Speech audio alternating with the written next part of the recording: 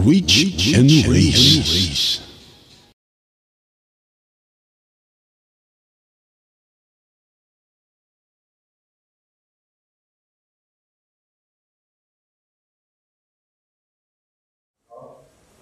First of all, kailangan maganda natin pag-usapan ngayon. Ano ba yung pinagagaling ng tao? Kasi, malaman man natin yung sakit, kung yung pinagagalingan, hindi natin makakita o malalaman, balik-balik yung sakit. Para ba naglilis ka ng damo, pinutol mo lang yung gatan doon. Siguro the best yung bunutin natin yung gat.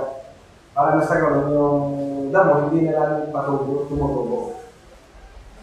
Ayon sa pag-aaral, ang pinakang main source of more of diseases is yung acid. Yung sobrang acid sa katawan. At ito yung nakukuha natin sa mga ininom nating tubig, soft drink, sa pagkain. Sa pamamagitan nung mga ginagawa natin yan, nag-accumulate tayo ng tumas na acid. May inom tayo kailangan acid. Yun yung 24%. Pero yung 76% dapat alkaline. Pagka ang acid natin ay umangat hanggang 30% pataas, para natin pinakakain ng cancer cells. Kasi ito yung spread ng cancer cells. Kaya napansinin mo ang mga kapabalihan normal nagkakaroon ng breast cancer because yung pagkakaroon ng deodorant, tinipigilan nila yung paglabas ng pawis na nagkikiri ng acid. Kaya yung pawis, imbis na lumabas, dito pupunta sa bibig. Ngayon ang cancer cells, naghahanap siya ng portion ng katawan natin kung saan mataas ang content ng acid. Doon siya titira. At doon siya mag-create ng bukol. Yun, nagiging dahilan ng breast cancer. Sa ganitong pagkakataon, gusto ko ipakita ano ba yung reality ng pinag-uusapan natin. Ginagamitan ko ng muriatic acid. At ang muriatic acid, sa pagkakaalam ng lahat, hindi natin pwedeng hipuin. Kahit yero kasi dinubutas niya. At dito natin nakikita, yung theory kanina, i-actual natin. At gagamitan ko ng muriatic acid. Okay? Ang muriatic acid daw, hindi natin pwedeng hipuin. O saw-saw yung daliri natin, hindi natin pwedeng apply. Kung hindi masusunod ito, sabi na nila, ito raw ang sinasabi sa mukha ng mga taksid na asawa. Dito, sa oras na ito, nakakakita ka ng tao naghihilamos ng muriatic acid. Actually, ako. Pero kinakailangan muna ang nitrogen. Ang nitrogen ay responsible to neutralize our acidity. Itatama niya from more than 2.4 gagawin ng 2.4%. Ito yung hitsura mo. Papansinin natin na nagkakaroon siya ng reaction. Kaya napakahusay na sa mga rheumatism, arthritis, gout. Tulad na nakamit ko, mga any kinds of tumor, bukol, cancer. In fact, meron tayong mga cases ng breast cancer dito gumagaling. May isa tayong member na nagkaroon ng bukol sa dibdib. Pinabiopsy niya, ilang linggo lang lumaki. So just imagine, in 3 days time, nakinaramdaman niya, lumiliit na dito. And as of now, masaling dalaw siya. Siya ang pinakamalakas magbenta nito. Just imagine, napaka-expensive ng breast cancer. Pero with this, gumagaling. Gumagaling. Okay? So yung napakatapang ng muriatic acid, pansinin nyo, naihipo na siya. Okay? Kahit pero binubutas ng muriatic acid, pero this time, mapapansin mo, sabi mga kanina, sa oras na ito, makakita ka ng taong hihilamos ng muriatic acid. Hindi lang natin i-explain o dinidefine yung scientifically study nito, yung theory kundi, nakikita natin actual.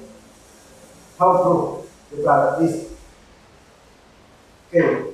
Ito ang mga maliliwanag. Yung mga cases naman ng mga NIS-2 o heart disease. Sa pag-aaral, 33% is 25 million taon-taon na namamatay dahil sa puso. Dahil yan ay sa pagbabara ng taon-taon ayon sa research, 25 million na namamatay dahil sa puso. Na kung titignan natin yung ratings dito, it's about 33% sa buong mundo. Sa tatlong namamatay sa puso. At dahil sa pagbabara ng ugat. Papansinin natin na ang high blood ay very, very common. Pero ang high blood ay hindi sakit.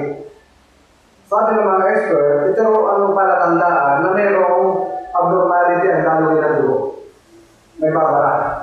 Ikumpara natin ang basong ito sa daloy ng dugo at ang styrone ito, ang cholesterol sa na nakukuha ng mga doktor pag nag-o-opera sila, nagbabay pa sila, binibigyan nila yung ugat na nagbara, kinukuha nila yung cholesterol na tumigas. Ang element, equivalent, is katulad ng styrone.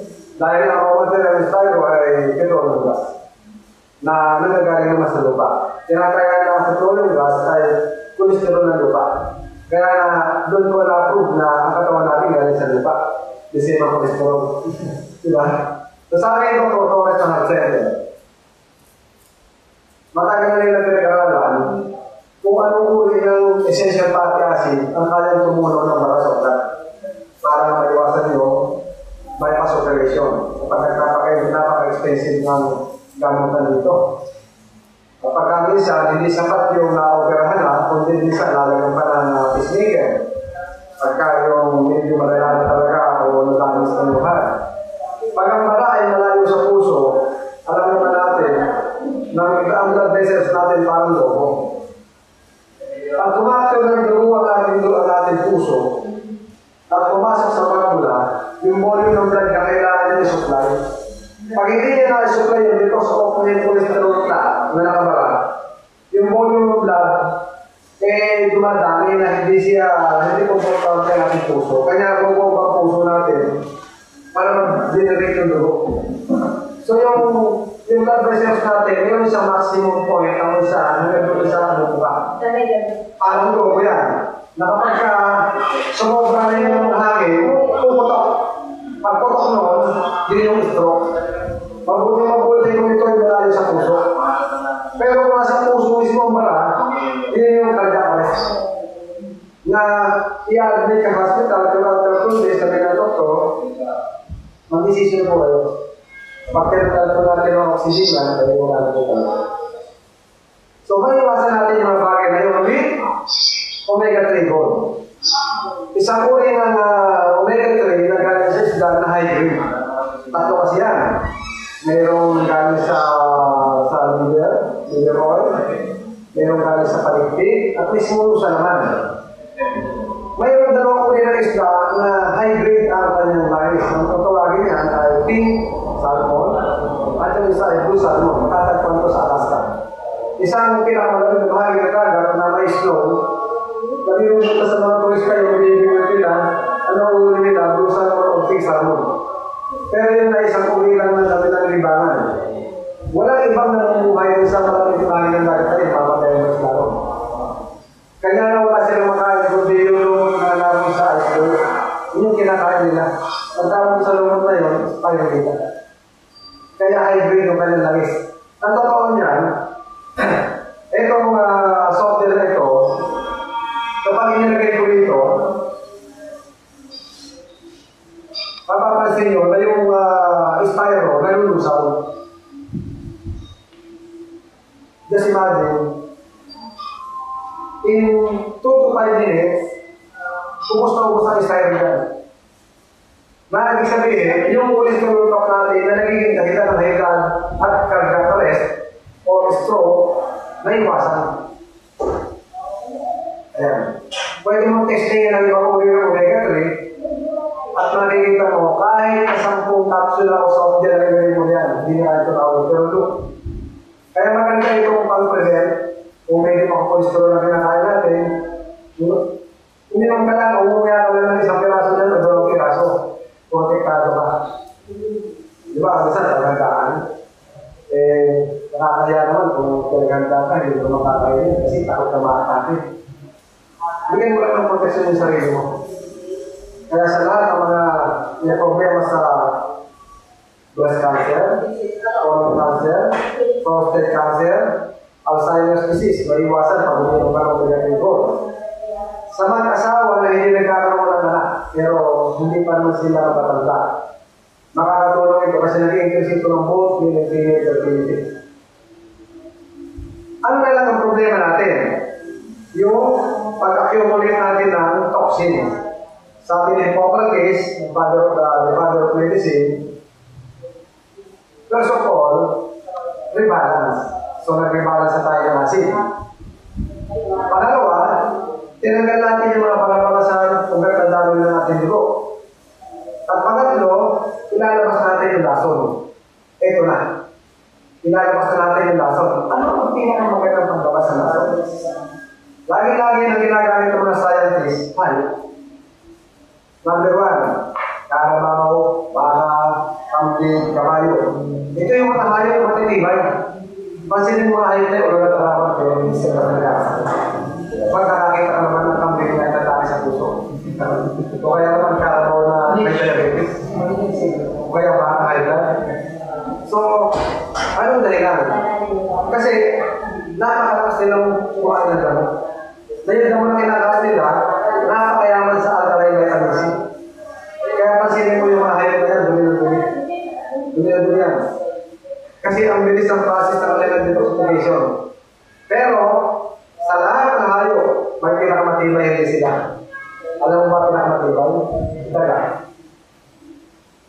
Ang daga, kahit na palimin mo ulo niyan, buhayin mo katawan niyan, basta't buhay. Tatago na niya sa kanal. Bukas, okay na naman yan. Tinagalan ng mga scientists na hinuwaan yung kanila naman, ikinulaw sila, hindi ginamot. Kinapakasan, naghihilo yung kanilang sugat. Napakabilis na nagka-factor ng katawan nila. Masagin mo ulo niyan. Pag po yan, tatalo sa kanakabukasan, nalakas naman nila. Mabilis na nagka-factor. Tayo, subukan mo na sugatan ka bukas, sugat pa rin. Bakit mabagal ang ating healing process? Pag nagkamot ka ng balat mo, nasugat-sugat, madali mo masugat, vitamin C deficient. Pag toothbrush ka, dumugo, vitamin C deficient. Patagal mag-hilo ng sugat mo, vitamin C deficient. Yun. Natuklasan mga scientists na isa sa pinakamabisa pag-hilo ng tanong ng sugat. Isang pinakamahusay na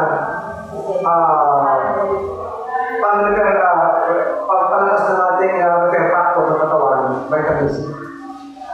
Pinakamabilis, pinakamalakas paglabas ng lason sa katawan, vitamin C. Kasi brad ang daga, pag umihi, at nasayad sa sugar mo, malalason ka mo. Lahat ng lason ng katawan nila, inlalabas nila. Napagkalaman na ang daga ay nagpupuno sa vitamin C. Yung napakalit ng katawan na yan is margin. Ang liit nito katawan, pero pinakamababang content ng vitamin C kung 2,000 mg. Unlike ang tao. Ang tao, pag hindi ka uminom ng vitamin C, hindi ka kumain ng maraming gulay, wala kang vitamin C sa katawan. Ito ang daga. Never na kumakain ng gulay. Pero, napakayaman sa vitamin C. So, ibig sabihin, vitamin C ang pinakamubusit ang labas ng lason. At vitamin C ang pinakamalakas para magkaroon ka ng mabilis na rin factor. Makapag nagkakaroon ka ng sugat, nagkakaroon ka ng karamdaman, mabilis ang healing. Yun yung daga, napaka-dulo ng tirahin. Nagbubuhos sila ng tayo. Ito ngayon yung maganda. Vitamin C. Ascorbic acid, acid base, o alkaline base.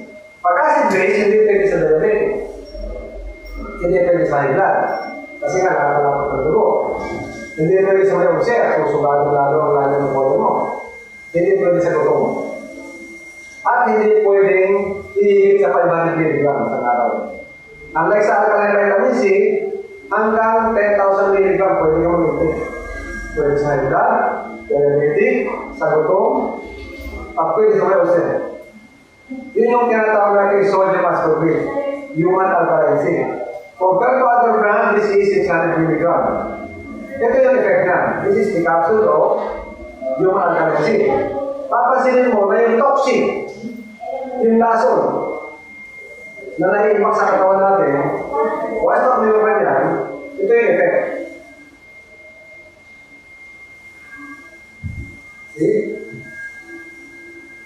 So, napakahusay ng proteksyon. Ang magiging effect sa atin yan, iihi ka ng iihi, dudumi ka, pawis, minsan malagkitin yung process of detoxification. Ngayon, maganda itong proteksyon ng buong pamilya, especially ng mga bata. Binikin mo ng barya. Junk food. See? Protektado ka. Nagutong ka, kanya sa mga restaurant, hindi natin alam kung paano pinasara. Protektado ka. Okay? Gulay sa palengke, pinoformalin. Isda na lang sa dagat, pinoformalin. Baboy, manok, lumpis, ano ba mga hinahalo ito? Hindi natin kung chemical. Kaya lang isang bata, pag sinila sa London City, na London City, hindi kasi naging ng mga umuwi sa probinsya. Kasi doon, malinis ang namin. Samantala sa London City, napakamulit na namin. Ito yung tinatawag natin golden trio. Ano ang uli ng karamdaman? Pagkagaling. Wala tayong karamdaman, ahadlanan. Sa buong pagili, especially yung vitamin C na ito yung human alkaline C. This is anti-dengue. Malapit na anti-disease. Maganda po yung proteksyon ng lahat. Kapag may natin kina sa bahay, every 2 hours, dalawang kapsula, huwag ka naman pagsisigan sa hospital. Gagaling lang natin din. Ang batik po, kung halimbawa, kung mayroon dito family mo, hindi ba din? Kasi nga, anti-dengue ito. Kinalala ka sa recitation natin, pati-tinitin natin, pinatataas niya. Yeah, so, no need to worry. Sa mga high blood, dito na solusyon. Sa mga cancer, ito na solusyon. Bakit tayo mag-undergo ng darotan sa napakadelikado? Chemotherapy, operation, bakit hindi natin sumunod ng SIG? At may pakikilala akong kakaiba kami. Ito yung 120.1 na gulay at prutas zero pain, zero AIDS. Kasi nagpapalasa rito black rice. Kahit sa bata pwede.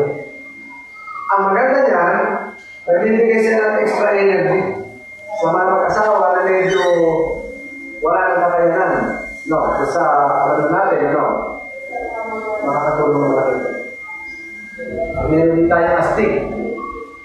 Ano nga, pag binalitan mo, balik ka rin ng astig. Tigas.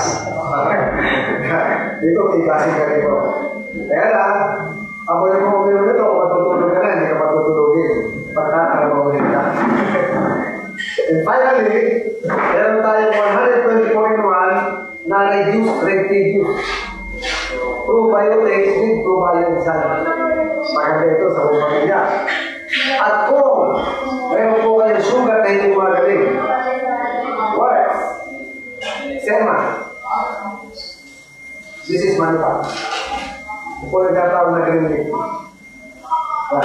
Sa mga blackhead, whiteheads, meron tayo glutathione soup. Napakabago nito, meron sa glycerin. Kaya na pag gumagamit ka nito, hindi ka mag-lotion. Hindi na po ito for whitening. Hindi na po ito pampaangat ng aura, kundi anti-allergy. Ang maganda sa glutathione natin, hindi ka matatakot maarawan kasi may sunlight. Kasi ang ordinary ng glutathione soup, hindi mo magpapaasaw, wala na magpapakatapat ang mukha mo. Pero dito pwede, mag-roll-roll ka lang. Then, meron tayo dito cholesterol whitening. Glutathione with protein. Gusto mong mabilis na pagputi. Okay?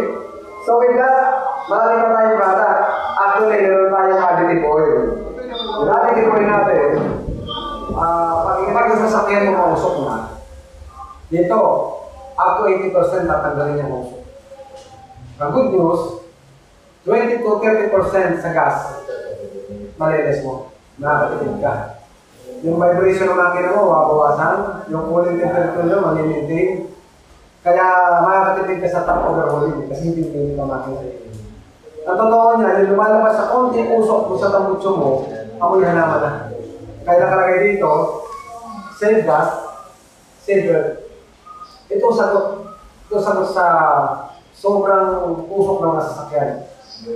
Imagine that, Kung ang life ng langis mo ay 5,000 km bago ka mag-change oil, pag naglagay ka nito, lalo-doble yung life, nagiging 10,000 km bago ka mag-change oil. Malinaw pa yun. At kapag ka tumagas ang langis mo, accidentally, hindi mo na malayan, supposedly, kakatok ang makina. Pag meron kang long life additive oil, hindi kakatok ang makina mo. Napakahusay nito. Yung amount ng pinamili mo rito ay kurot na kurot lang sa matitipid mo. Kung ikaw ay behero na gumagamit ng 800 pesos na gasolina sa araw, babawasan natin ng 30% kung di ka kasero, nakatipid ka ng 240 pesos a day. That's 2,400 pesos sa araw. Sa isang buwan, magaya ka ng 20 days, nakatipid ka na ng 4,800 pesos. Samantalang bibili mo lang ito ng 750 pesos. Lalakas pa ang hatak ng makina mo, and again, walang usok ang iyong makina. Walang usok sa tambutso. Libre ka sa smoke benzene. Kaya nga sa pansinin mo sa Singapore, doon, pinakita ng media, walang usok ang sasakyan. Ang linis itong environment nila. Kaya pag ito ay naging ordinansa sa isang bayan, pag may mga usok na sasakyan dyan, hindi tigre yan. Sinong life additive oil. Kaya kung meron kayo sasakyan, try nyo to. Pag nakagamit ka nito, hindi ka gagamit sa sasakyan mo pag wala ka additive oil. Hindi ka na kontento. Kasi yung makina mo, hindi na hirapan. Pati pa yung makina mo, at yung pinakamalaking bagay doon, yung nasisave mo sa gas. Hindi ka masyadong maapektuhan na kasang-taas na gas. Okay. Meron ako ipakikita sa inyo isang oriented demonstration na kung saan paano palakas ang resistensya, palakas ang katawan. At ito ay dahil dun sa magnetic surge na dumadaan sa katawan natin. Na nagpapalakas dyan, kuryente. Lahat kasi tayo dyan ay kuryente. At yan ay dahil din sa enerhiya ng ating selula. Pag ito hinawakan mo, magbabago yung energy mo. Halimbawa, inuwi mo yung daliri mo ba? Kanan ka ba kayo? Yan. Laksan mo, pinakalakas. Okay. Then, hawakan mo sa kaliwa mo. Okay. Medyo alawin mo lang. Okay na. Okay na. Okay, ulitin ko yung ginawa ko. Pakailan mo yung lakas mo ngayon. O, diba?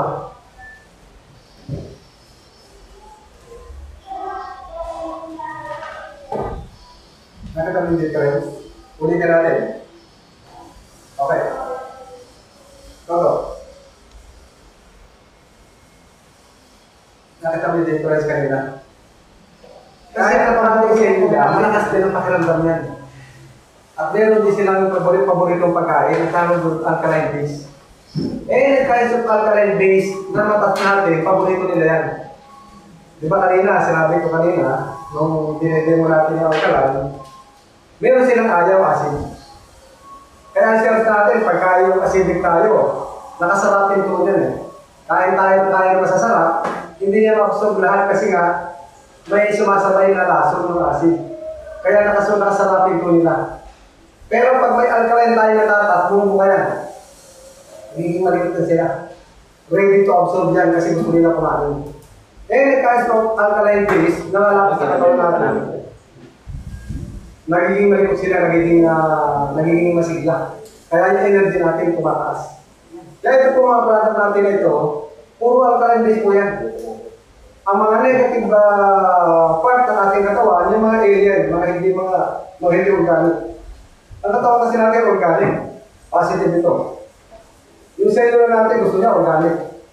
Pag may pumasok na chemical base, ayaw niya nun. Itutulak na yun.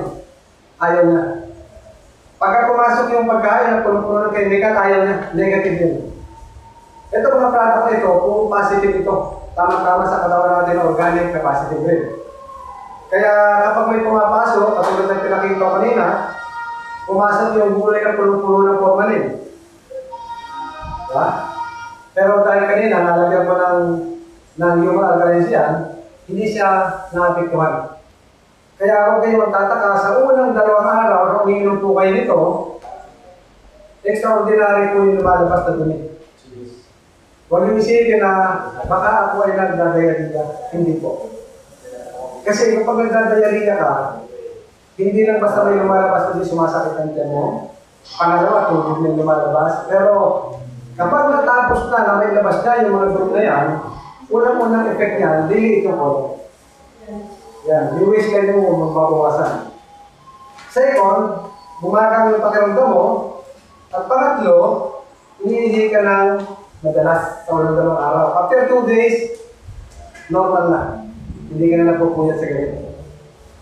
This is total detoxification. Kaya nga yung mga bagay na yan, pagka minsan, pagka yung may mga gout, kumikirot yung gout kapag ka uminom nito, healing process. Pag walang naramdaman kung may gout, na healing process, hindi effective ang product. Yan, kaya sa may mga gout na iinom po nito, huwag po kayong matatakot pag may nararamdaman kayo. Sa may mga arthritis, rheuma, o yung binanggit ko kanina, mga tumor, o cancer, naturalmente may reaction po yan. Pero, after ng reaction na yun, giginawa na kayong guilty. Ang totoo po niya, operado po ako twice. Dalawang isa ko na operan kasi nga pasag yung akin. So, nagkaroon ako ng accident ng bata pa ako. So, konti na lang ang nakabayaan ko, baka hindi na ako nakaroon. With this product, ito na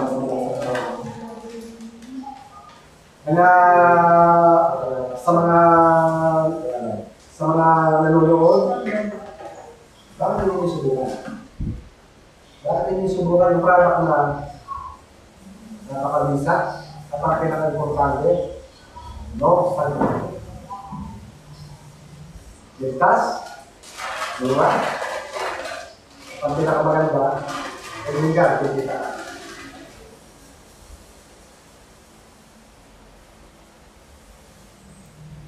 Rich and race! Yun? Yes.